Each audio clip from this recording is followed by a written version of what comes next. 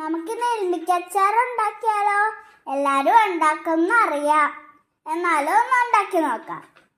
ആദ്യം ഇലുമ്പിക്ക നല്ലോണം കഴുകിയെടുക്കണം. എന്നിട്ട് ഇതുപോലെ നീളത്തിൽ അരിഞ്ഞെടുക്കണം. എന്നിട്ട് ഉപ്പും മുളകിലിട്ട് നല്ലോണം ഇളക്കിയെടുക്കണം. എന്നിട്ട് വാട്ടാൻ വെക്കണം.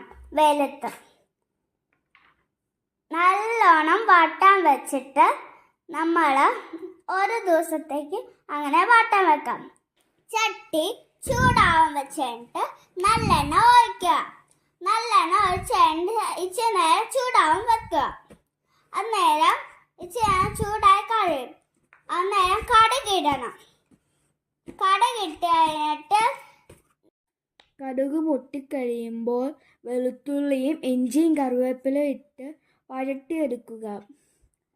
വഴറ്റി വന്നു കഴിഞ്ഞ് അതിലോട്ടേക്ക് മുളക് പൊടിയും കായപ്പൊടിയും ഉപ്പും ഇട്ട് ഇളക്കുക. എന്നിട്ട് അത് വഴറ്റി കഴിയുമ്പോൾ അതിലോട്ടേക്ക് ഇലുമ്പിക്കിട്ട് നന്നായി ഇളക്കുക. ഇലുമ്പിക്ക് നന്നായി ഇളക്കി കഴിഞ്ഞ് അതിലോട്ടേക്ക് വിനാഗിരി ഒഴിച്ച് നമുക്ക് ഉപയോഗിക്കാവുന്നതാണ്. സൂപ്പറായിട്ടുണ്ട് അച്ചാറ്.